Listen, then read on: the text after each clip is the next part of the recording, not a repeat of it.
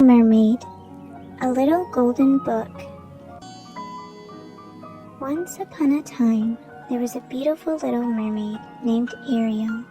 She was the youngest daughter of the Sea King Triton. Even though she lived at the bottom of the ocean, Ariel was not interested in her watery home. This little princess was only interested in the world above the ocean, the world of humans.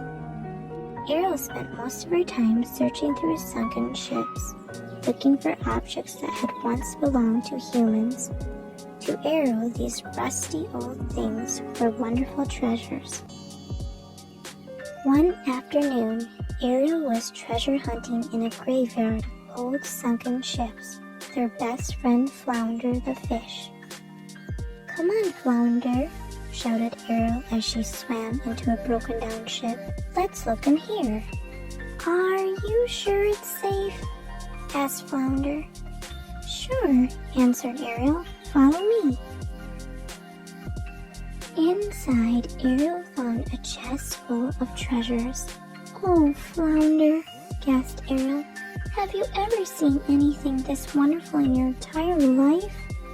Among the objects in the ship, Ariel found a fork and a pipe. "This is great," the little mermaid cried. She put the objects into a pouch.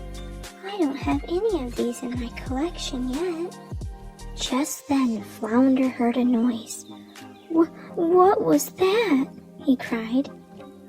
"I didn't hear anything," said Ariel, who was too busy looking for more treasures to notice any strange sounds. Trembling with fear, Flounder peeked outside the doorway of the ship. There, with his huge mouth full of sharp teeth open wide, was a shark. "Shark!" screamed Flounder as he raced back inside. Ariel grabbed her bag of treasures, and she and Flounder swam quickly to the upper deck. The shark followed, snapping his jaws. Ariel and Flounder squeezed through. The small porthole didn't stop the shark. He crashed right through the side of the ship after them. The mermaid and her little companion were swimming hard. They were barely staying ahead of the shark's terrible jaws. The shark lunged at them, his jaws snapping the ship's mast as if it were a matchstick. The two swam as fast as they could towards a huge old anchor. The shark followed, only inches behind them. "I hope this works," gasped Ariel. "Me too," cried Flounder. When they reached the anchor, Ariel and Flounder slipped through the ring at the top. The shark tried to follow, but he was too big. His enormous face got stuck in the anchor. "Let's get out of here," said Ariel. "We can head up to the surface and show Scuttle my new treasures." On the surface, Ariel and Flounder visited their friend Scuttle the seagull. Ariel pulled one of her new treasures out of the pouch. "Do you know what this is?" Ariel asked Scuttle, handing him the fork. "Why, certainly," replied the kooky-eyed seagull. "After all, I'm the world's greatest expert on humans. This is a dingle hopper. Humans use it to straighten their hair like this."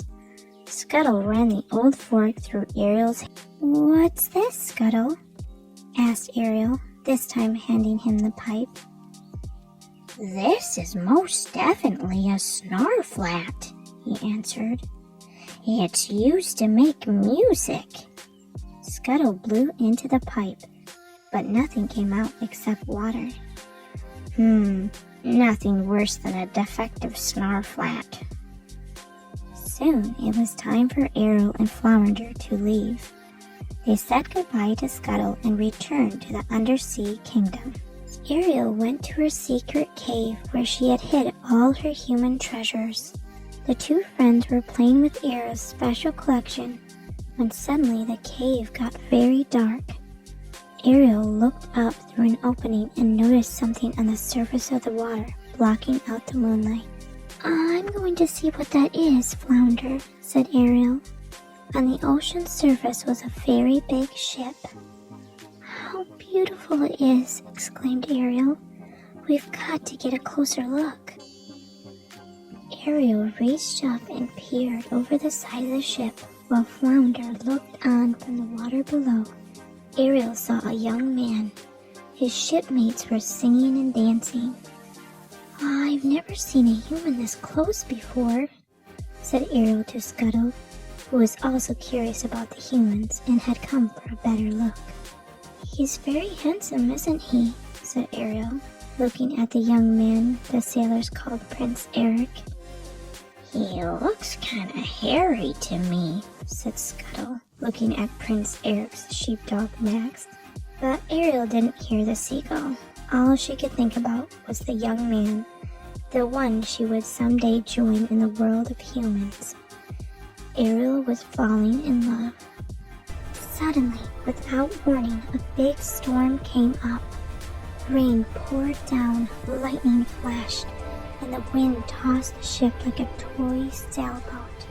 Ariel watched Prince Eric as he and his crew tried to keep the ship afloat. As the ship tossed and turned in the water, a bolt of lightning hit the mast. The burning mast collapsed into a cake of gunpowder. The explosion threw Prince Eric overboard into raging waves. "The prince!" shouted Ariel.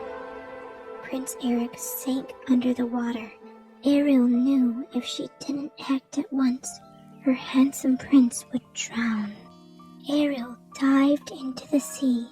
She grabbed Prince Eric and brought him up to the surface.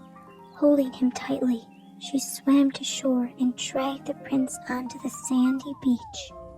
While the prince lay sleeping, Ariel stroked his hair and sang him a beautiful love song. How Ariel wished she could be with Prince Eric in the human world. Before the prince began to stir, Ariel heard his crew coming. She knew she had to leave before she was seen by the humans. Blowing the prince a kiss, Ariel turned and dived back into the ocean. Ariel and Flounder returned to her secret cave so the little mermaid could be with her human treasures. "Oh, Flounder," said Ariel, "Prince Eric's so handsome. I can hardly wait until I see him again." Flounder just smiled. Ariel combed her hair with her dinglehopper and wished for the day when she would be with her human prince forever.